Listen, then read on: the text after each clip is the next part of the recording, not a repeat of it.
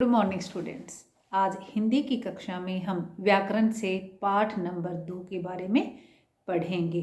तो जो आपका पाठ है उसका नाम है वाच्य तथा वाच्य परिवर्तन। ठीक है, तो सबसे पहले मैं आपको बताना चाहूँगी कि जो वाच्य होता है वह अंग्रेजी के वॉइस शब्द का पर्यायवाची है और इसका अर्थ क्या होता है, वाणी या कथन। अब कथन किसका, प्रश्न तो यह आएगा ना कि कथन किसका, तो इसका उत्तर मैं आपको देना चाहूँगी कि जो वक्ता का कथन होता है ना वो होता है आपका वाच्य। अब हर भाषा में क्या होता है, वाच्य के अंतर्गत जो वक्ता होता है लगभग क्या करता है, एक ही बात को दो तरीके से व्यक्त कर सकता है। मैंने लगभग शब्द आपको बोला है, ठीक है, दो तरीके से व्यक्त कर सकता है।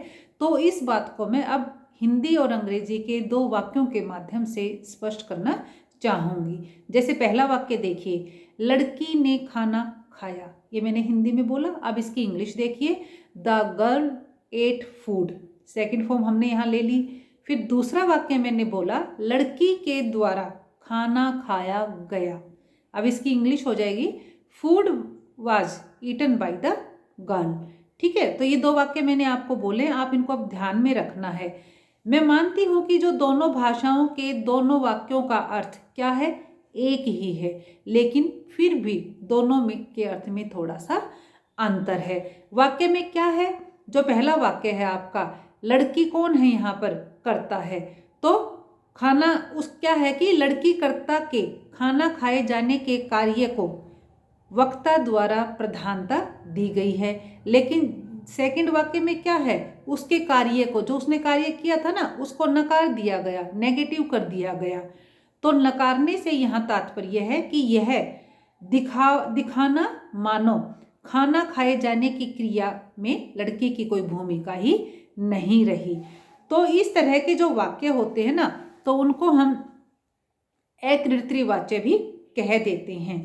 तो अब इसकी दोनों की परिभाषा सुनिए कि एक्टिव वॉइस कौन सी होती है हिंदी में और पैसिव वॉइस कौन सी होती है। जिन वाक्यों में वक्ता के द्वारा कर्ता के कार्य को महत्व या प्रधानता दी जाती है तो वे वाक्य कृत्रिवाच्य होते हैं, एक्टिव वॉइस होती हैं। तथा जिन वाक्यों में कर्ता के कार्य को निरस्त किया जाता है, मना कर दिया जाता है, नकार दिया जाता है, वे अकृत्रिवाच्य पैसिव वॉइस कहलाते हैं। ठीक है, तो इस तरह के मैं कुछ और उदाहरण भी आपको बताना चाहूँगी। जैसे कृत्रिवाच्य देखिए, मीरा नृत्य सीखती है। ठीक है, अब इसका अकृत्रिवाच्य क्या हो जाएगा, पैसिव, मीरा के द्वारा नृत्य सीखा जाता है या मीरा से नृत्य सीखा जाता है। तो यहाँ पर ये चीज़ मैंने आपको स्पष्ट कर दी है। लेकिन अब मैं दूसरे तरीके से आपको बताना चाहूँ कि इसमें अब मैं 3 वाक्य आपको बताऊंगी, उन 3 वाक्यों से यह आपका विषय और भी स्पष्ट हो जाएगा। जैसे मोहन फसल उगाता है, पहला वाक्य, इसको ध्यान में रखना। दूसरा वाक्य, विद्यार्थी द्वारा सुलेख लिखा जाता है। और तीसरा वाक्य है, राधा से उठा नहीं जाता है या मरीज से उठा नहीं जाता है। मैंने 3 वाक्य यहाँ बोले हैं। तो अब इन क्या है, इन तीनों वाक्यों में क्रिया का जो विधान है वह एक जैसा नहीं है। पहले वाक्य में क्या है, पहले वाक्य में विधान जो है वो कर्ता के अनुसार है, दूसरे में विधान कर्म के अनुसार है, और जो अंतिम वाक्य मैंने बोला उसमें जो विधान है वह भाव के अनुसार हुआ है। तो इन जो ये मैंने तीनों वाक्यों में आपको बताया, कर्ता, कर्म और भाव, यही क्या होता है, आपका वाच्य होता है। और अब मैं दूसरे तरीके से आपको वाच्य की परिभाषा बतानी चाहूँ तो वह यह होगी, क्रिया के जिस रूप से यह ज्ञात हो कि क्रिया का प्रयोग कर्ता के अनुसार या कर्म के अनुसार या भाव के अनुरूप हुआ है तो उसको हम वाच्य कहते हैं।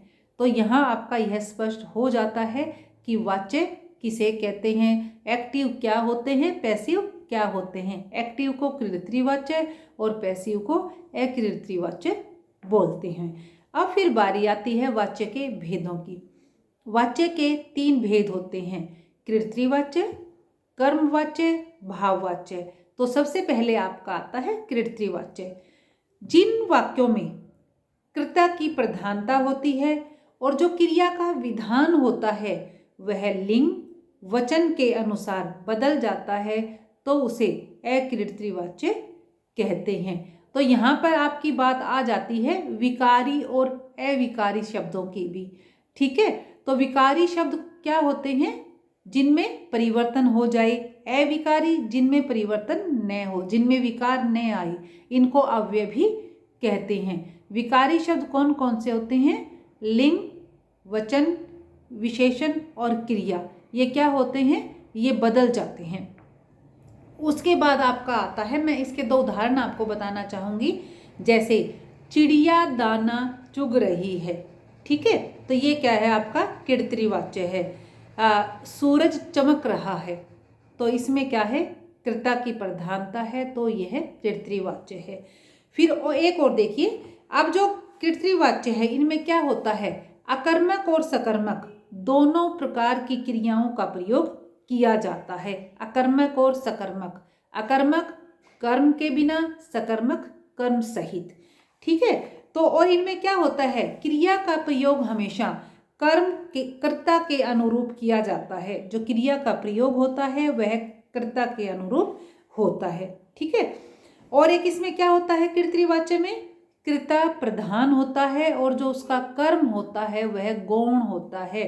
अर्थात कर्ता को, जो कर्ता होता है उसको प्रधानता दी जाती है, वह महत्वपूर्ण होता है, आप ये कह सकते हो। दूसरा आपका भेद आता है कर्मवाच्य।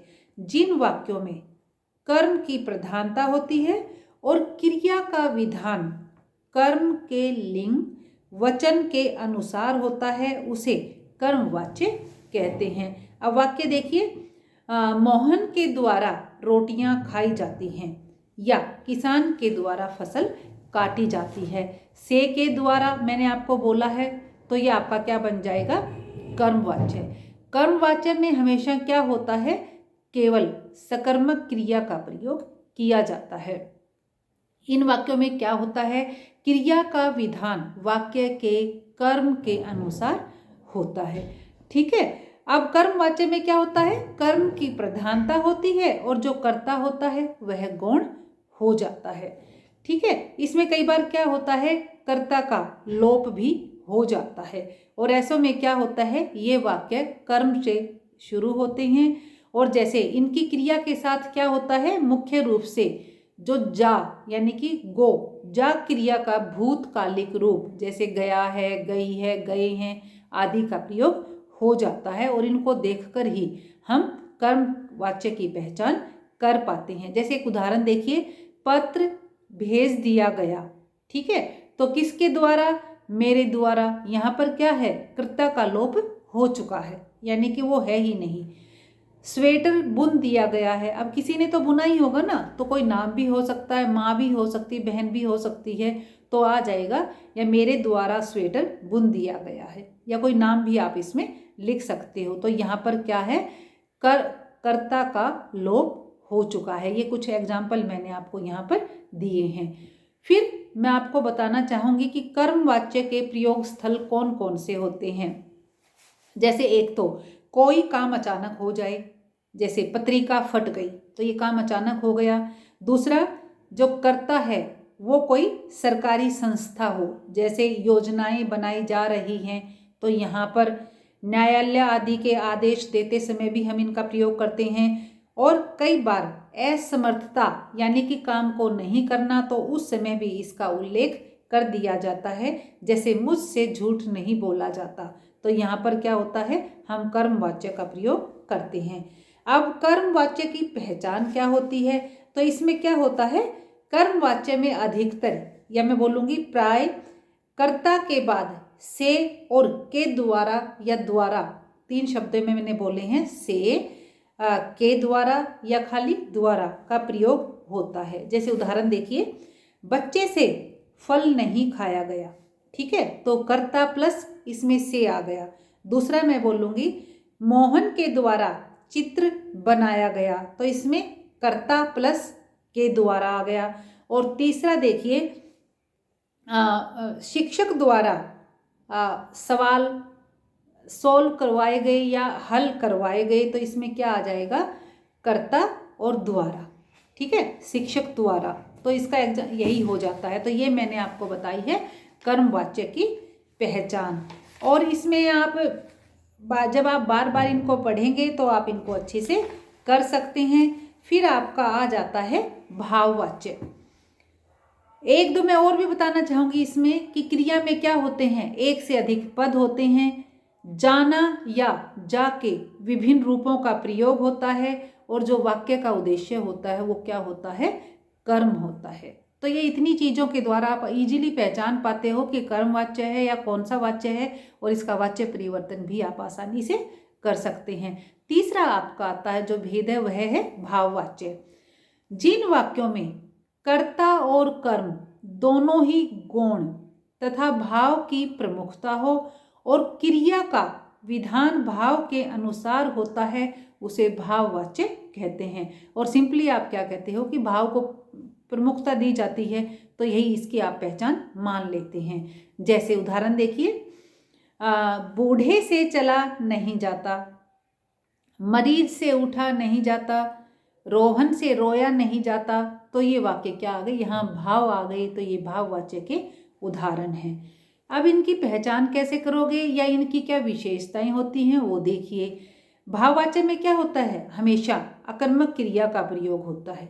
ठीक है, इसमें क्या होता है, क्रिया के भावों की प्रमुखता होती है। इसमें एक वचन, अकर्मक क्रिया, पुल्लिंग और अन्य पुरुष होता है। इसमें क्या होता है, अकर्मक क्रिया का कर्मवाच्य ही होता है ना, वो वही भाववाच्य होता है। और इनमें क्या होता है, अगर किसी जैसे सकना और सकता होता है ना आपके कैन और कुड, तो वो इसमें आ जाते हैं। इसमें क्या वाक्यों में क्या होता है, असमर्थता प्रकट करना, किसी काम को न करने की बात कहना, नहीं शब्द का इस्तेमाल करना, वो सब किस में आता है, आपका भाववाच्य में आता है। अब फिर आपका आता है वाच्य परिवर्तन, कैसे करते हैं। तो सबसे पहले मैं आपको मैं बताना चाहूँगी कि कृत्रिवाच्य से कर्मवाच्य कैसे बनाते हैं। कृत्रिवाच्य से कर्मवाच्य बनाते समय निम्नलिखित बातों का आपको ध्यान रखना है। जैसे पहली तो जो कृत्रिवाच्य की मुख्य क्रिया होती है उसको क्या होगा, सामान्य भूतकाल में बदल देना चाहिए।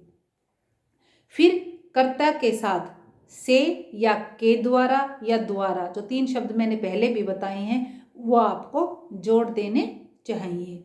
फिर क्रिया का जो रूप बदल गया है उसके साथ जाना क्रिया का रूप लगा देना चाहिए। और एक और मैं आपको बताना चाहूँगी कि कर्म के साथ यदि विभक्ति का प्रयोग हुआ है तो वो अपने आप ही हट जाएगी। इसके लिए 2 उदाहरण देखिए। लेखक या कवि कविताएं सुनाता है, तो इसमें आप क्या लिखोगे, कवि या लेखक के द्वारा कविताएं सुनाई जाती हैं। अब मैं बोलूं कि शिक्षिका कहानी सुनाती है, शिक्षिका द्वारा कहानी सुनाई जाती है। एक और देखिए, राधा पत्र लिखती है, तो क्या आ जाएगा, राधा द्वारा पत्र लिखा जाता है। तो ये 3 उदाहरण आपका जो ये है कृत्रिवाच्य से कर्मवाच्य को में बदलना काफ़ी हद तक स्पष्ट कर देता है। फिर आपका आ जाता है कर्मवाच्य से कृत्रिवाच्य में बदलना। जैसे मैं एक आपको वाक्य बोलती हूँ, सीता द्वारा सफाई दी गई, तो आपका क्या आ जाएगा यहाँ पर, सीता ने सफाई की। ठीक है, दी गई या की गई तो मैं यहाँ बोलूँगी सीता ने सफाई की, वो ठीक है। उसके बाद मैंने आपको बोला मोहन द्वारा सब्जियां खरीदी गई, मोहन द्वारा सब्जियां खरीदी गई, ये कर्मवाच्य है। इसको कृत्रिवाच्य में आप बदलेंगे तो आप लिखेंगे क्या, आप इसका क्या लिखेंगे कि मोहन ने सब्जियां खरीदी, ये आपका बन जाता है। फिर मैं आपको समझाना चाहूँगी कृत्रिवाच्य से भाववाच्य बनाना। एक तो क्या होता है, इसमें कर्ता के साथ से विभक्ति चिन्ह लगता है और क्रिया को क्या एक वचन में और अन्य पुरुष में रखना चाहिए, और जो क्रिया का भूतकालिक रूप बनाकर काल के अनुसार जा क्रिया का रूप लगाना चाहिए आपको। जैसे कृतवाच्य देखिए, उसको हम भाववाच्य में बदलेंगे। फिर मोहन हंसता है तो मोहन से हंसा जाता है। मैं घूमने जाता हूँ या वे घूमने जाते हैं, तो मैं घूमने जाता का हो जाएगा मुझसे घूमा जाता है या मुझसे घूमा जाता है, यही बनेगा इसका। और मैं बोलूँ कि वे घूमने जाते हैं तो इसका बन जाएगा उनसे घूमा जाता है। फिर देखिए जो है एक ऊंट भाग नहीं सका, मैंने कृतवाच्य बोला तो इसमें आपका आ जाएगा ऊंट से भागा नहीं गया। तो इस तरीके से आप बदल सकते हैं। फिर भाववाच्य से कृतवाच्य में देखिए, जैसे सीता से उठा नहीं जाता, तो इसका आपका कृतवाच्य हो जाएगा सीता उठ नहीं सकती। तो इस तरह के उदाहरणों के माध्यम से आप अच्छे से अपने इस जो आपका विषय है इसको अच्छे से कर सकते हैं। अगर आप बेटा विषय को बहुत अच्छे से समझना चाहते हो तो आपकी जो व्याकरण बुक है, ठीक है, उसमें से आप इस चैप्टर को 2-3 बार अच्छे से पढ़ लेना। जो एक एक एग्जाम्पल है उसको कोशिश करना, और हो सके तो इसको लिख लिख कर जब तक आप प्रैक्टिस नहीं करेंगे तब तक आपका विषय स्पष्ट नहीं होगा।